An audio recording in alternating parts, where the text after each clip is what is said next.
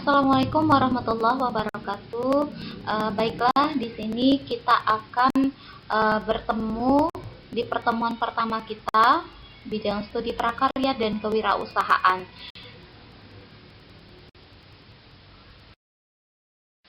Baiklah, adapun tujuan pembelajaran kita di sini, yang pertama, anak-anak mampu untuk membuat perencanaan usaha kerajinan dari bahan limbah berbentuk bangun datar. Yang kedua, anak-anak dapat mengapresiasi keanekaragaman karya kerajinan dari bahan-bahan limbah berbentuk bangun datar. Yang ketiga, anak-anak dapat mengidentifikasi potensi kerajinan dari bahan limbah berbentuk bangun datar. Yang keempat, anak-anak juga mampu untuk merancang produk kerajinan dari bahan limbah berbentuk bangun datar serta pengemasannya. Yang kemudian berikutnya, membuat produk kerajinan dari bahan limbah berbentuk bangun datar. Yang keenam, anak-anak mampu menghitung titik impas atau yang kita sebut dengan break-even point usaha kerajinan dari bahan limbah berbentuk bangun datar. Kemudian anak-anak mampu melakukan promosi usaha kerajinan dari bahan limbah berbentuk bangun datar. Dan yang terakhir adalah anak-anak mampu membuat laporan kegiatan usaha kerajinan dari bahan limbah berbentuk bangun datar. Adapun yang akan kita pelajari di bab pertama ini, yang pertama adalah perencanaan usaha kerajinan dari bahan limbah berbentuk bangun datar.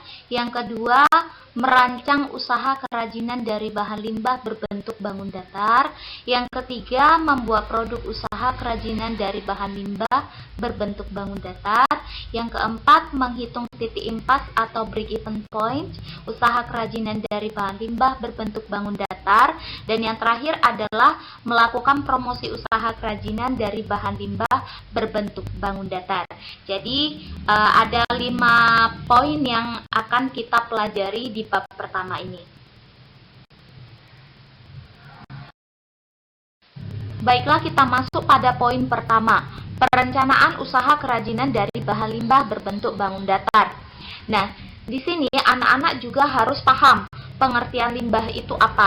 Nah, limbah di sini adalah secara umumnya kita garis bawahi bahwa sesuatu dari hasil buangan yang nantinya dapat dimanfaatkan kembali. Jadi secara umum di sini limbah itu dibagi menjadi 2 secara umum ya. Jadi yang pertama ada limbah organik, yang kedua adalah limbah anorganik. Nah, limbah organik itu sendiri adalah limbah yang bisa dengan mudah diuraikan atau mudah membusuk, mengandung unsur karbon dan mudah ditemui dalam kehidupan sehari-hari, misalnya kulit buah, sayuran, kotoran hewan, dan manusia. Yang kedua, limbah anorganik. Limbah anorganik itu sendiri adalah limbah yang berwujud padat, sangat sulit untuk terurai atau membusuk. Umumnya berasal dari kegiatan industri pertambangan dan domestik, yakni limbah rumah tangga, misalnya seperti plastik, botol, karet sintetis, potongan logam, pecahan gelas, dan sebagainya. Limbah anorganik ada sebagian yang mudah terurai, tetapi dalam jangka yang sangat lama. Biasanya limbah anorganik itu terdapat pada industri-industri pertambangan seperti minyak bumi, batu bara, dan lain sebagainya. Limbah berbentuk bangun datar adalah limbah yang berdimensi 2, yaitu bahan limbah yang memiliki sisi panjang dan lebar saja, sehingga tidak mempunyai ruang, di mana dapat berbentuk bidang beraturan, seperti lingkaran, segi 4, segitiga, dan bangun tidak beraturan. Contohnya, daun, kertas, kain perca, dan plastik.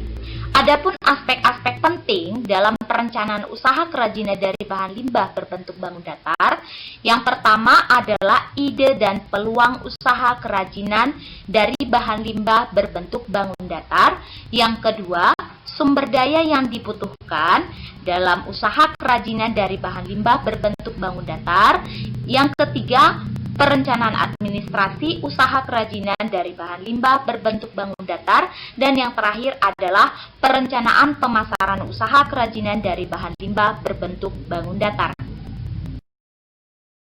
Oke, kita bahas yang pertama, yakni ide dan peluang usaha. Seorang wirausahawan harus dapat memanfaatkan peluang usaha secara sistematis, dimulai dari analisis sumber-sumber peluang usaha secara luas. Persiapan yang dapat kalian lakukan dalam menganalisis peluang usaha itu sebagai berikut. Yang pertama adalah meneliti berapa luas usaha yang akan dipilih. Kemudian yang kedua adalah menentukan bentuk usaha yang akan dipilih. Kemudian jenis usaha yang akan kamu tekuni, informasi usaha yang akan diterima. Kemudian ada tidaknya peta usaha yang menguntungkan. Jadi terdapat beberapa cara atau metode dalam melakukan pemetaan potensi usaha, baik secara kuantitatif maupun kualitatif. Salah satunya dengan menggunakan analisis SWOT.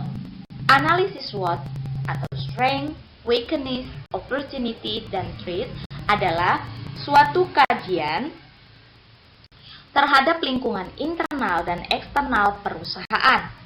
Analisis SWOT digunakan untuk mengetahui langkah-langkah yang perlu dilakukan dalam pengembangan usaha produk kerajinan sebagai alat penyusun strategi.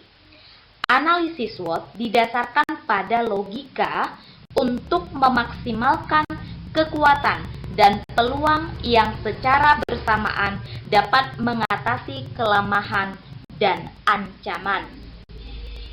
Dengan analisis SWOT dapat ditentukan strategi pengembangan usaha produk kerajinan dalam jangka panjang, sehingga tujuan dapat dicapai dengan jelas dan dapat dilakukan pengambilan keputusan secara cepat. Jadi secara rinci, kamu dapat lihat di sini ada beberapa langkah yang perlu diperhatikan dalam menganalisis peluang usaha. Yang pertama adalah penetapan kelayakan usaha. Jadi di penetapan kelayakan usaha ini ada yang kita lihat di sini analisis kelayakan teknik. Penetapan kelayakan usaha ini ya ada beberapa poinnya. Yang pertama adalah analisis kelayakan teknis. Biasanya yang perlu diperhatikan di sini adalah berbagai macam teknik pembuatan karya kerajinan. Misalnya ada berbagai macam teknik yang dapat dilakukan dalam pembuatan produk kerajinan dari bahan limbah berbentuk bangun datar. Misalnya teknik anyaman, kemudian teknik kolase, dan lain-lainnya. Teknik pembuatan karya kerajinan tersebut harus dianalisis untuk meminimalisir kerajinan dari bahan limbah.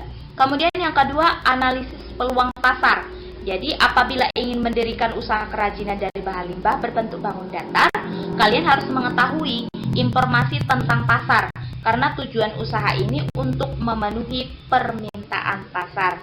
Oleh karena itu diperlukan riset pasar, di mana riset ini dilakukan untuk menemukan pasar yang menguntungkan, memilih produk kerajinan dari bahan limbah yang dapat dijual, menerapkan teknik pemasaran yang baik, dan merencanakan sasaran pelanggan.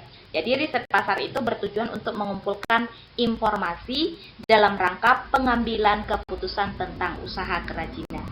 Yang ketiga, ada menentukan segmen pasar. Kamu lihat di sana. Jadi langkah ketiga ini terkait dengan perkiraan konsumen potensial dari produk kerajinan yang sudah ditetapkan. Langkah ini juga bertujuan untuk mengetahui pembeli tiap-tiap segmen pasar saat ini dan yang akan datang. Salah satu cara untuk mendapatkan informasi ini adalah dengan memilih riset pasar juga. Yang keempat adalah sumber informasi pasar. Sumber informasi pasar digunakan untuk mengevaluasi peluang pasar, masa sekarang, dan yang akan datang dari usaha produk kerajinan tersebut.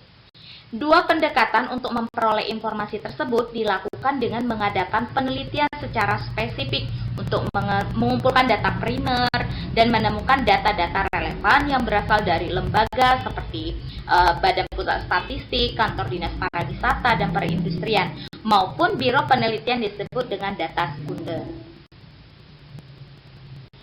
Kemudian ada di sana juga uji coba menjual. Uji coba menjual itu cenderung menjadi teknik riset utama untuk mengurangi resiko pada usaha produk kerajinan dan menilai keberhasilannya. Metode yang digunakan dalam uji coba pasar antara lain pameran perdagangan, menjual pada sejumlah konsumen terbatas, dan menggunakan uji coba pasar di mana penerimaan calon pembeli bisa diamati dan dianalisis lebih dekat. Kemudian yang terakhir adalah studi kelayakan pasar. Nah, studi kelayakan pasar bagi usaha baru cenderung memakan waktu dan merupakan kegiatan yang rumit. Bagaimanapun kegiatan ini harus dilakukan untuk mengurangi resiko kerugian dan kegagalan usaha produk kerajinan. Yang kedua adalah analisis kelayakan finansial. Jadi analisis kelayakan finansial ini merupakan landasan untuk menentukan sumber daya finansial yang diperlukan untuk tingkat kegiatan tertentu dan laba yang diharapkan. Kemudian yang ketiga itu membedakan persaingan. Jadi di dalam pasar ekonomi itu harus ada persaingan ya untuk meningkatkan kualitas produk kita tersebut ya, untuk meningkatkan kualitas produk